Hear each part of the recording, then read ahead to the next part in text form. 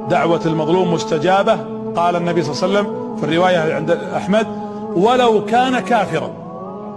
لو يدعي عليك كافر مظلوم استجيبت دعوته. كيف بمسلم؟ وكيف بإنسان ضعيف، بزوجة، بولد، بخادم، بإنسان تقويت عليه؟ اتقوا الله، فإن دعوة المظلوم ليس بينها وبين الله حجاب. السلام عليكم ورحمة الله، يسعد لي أوقاتكم من وين ما عم تتابعوني. شلونكم صبايا؟ طمنوني عنكم، إن شاء الله تكونوا بألف خير وأنتم عم تشوفوا فيديو اليوم.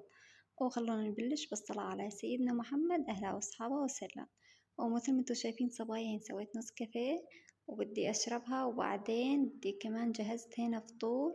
حطيت فلافل وحطيت خيار وبندورة وحمص، والفلافل هاي سورية، والحمص كمان في محل تحتنا بيعمل فلافل سورية ومسبحة وحمص وفتة، يعني كله شغل سورية ما شاء الله. الله ينطيهم العافية على الشغل.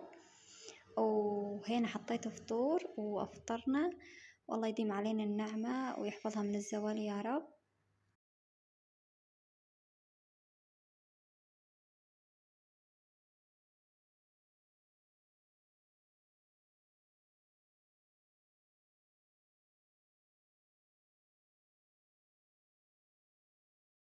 صبايا في عندي ملوخية خضراء، بدنا ننشفها مع بعض. راح أشارككم طريقتي. أول إشي قطفتها، شوفت عينكم. هسا في ناس بتنشفها على الشمس، أني لا، على المروحة. يعني أي شي بدي أنشفه، نعناع، ملوخية، أي نوع مربيات. ما أفضل المروحة، ما أفضل على الشمس.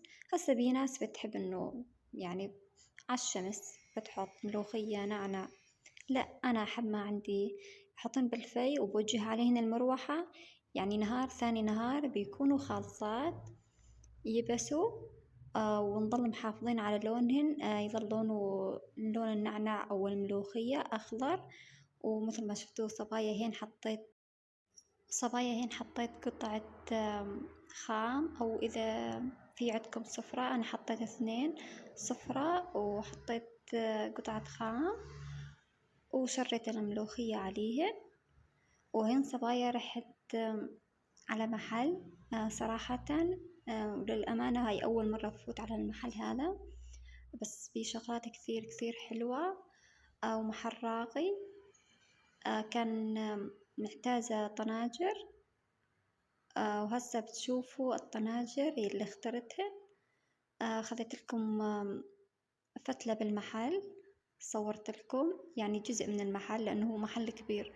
صورت جزء منه، والجزء الثاني ما بصورته لأنه كنت شوي مستعجلة. وشوفت عينكم صبايا، فعلا بشغلات كثير كثير حلوة. يعني هاي أول مرة بفوت على هالمحل. هذا طبعا القسم هذا لفتت عليه بس أدوات منزلية يعني. وما شاء الله تبارك الرحمن، عن جد المحل كثير حلو وبشغلات كثير كثير حلوة. وأغلبيتها وأكثريتها منزلينها من تركيا. يعني الأدوات اللي فيه أكثريتها أدوات تركية، يعني فعلا فعلا غير شكل ما شاء الله تبارك الرحمن. ومو بس هيك، يعني الطناجر اللي خذيتن أنا مسوين عليهن عرض، يعني يسووا عروضات كل فترة وفترة. والأسعار مناسبة، يعني مقبولة، يعني مو هذاك الهايلاي، يعني مناسبة الأسعار اللي فيه. وأني خذيت الطناجر، طبعا كان مسوين عليهن عرض خاص. والحمد لله توفقت بيهن، ومو غاليات كثير.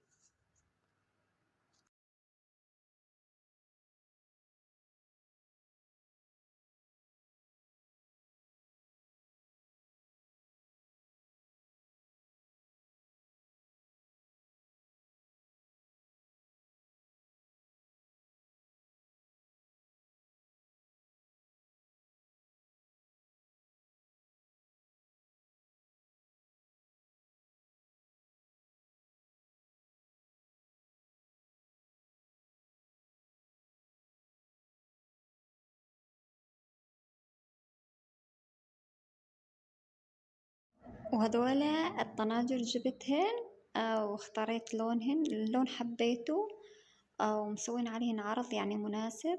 حقن 40 دينار، هن 4 طناجر، يجين وحدة كبيرة وحدة وسط وحدة أصغر ووحدة صغيرة كثير.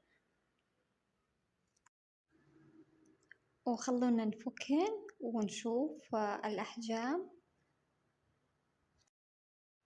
هو لازم يجين بكرتونة، بس هما كان حاطينهن بالمحل ومركبينهن يعني، وحكولي أحسن ما بتروحي عالدار وتتعذبي تركبيهن، خليهن هيك وإحنا نلزقهن ونحط الكيان في أكياس. قلت لهم تمام، كمان بيصير أحسن ما بدي أبرد بتعذب بس أوصل الدار وبلش بركب فيهن. وشوفوا لي إياهن صبايا، هاي أصغر وحدة.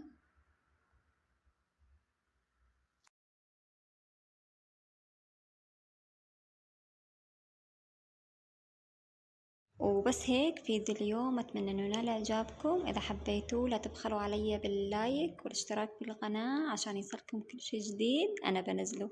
وبدي أقولكم بأمان الله، بحفظ الله، برعاية الله، والسلام عليكم ورحمة الله.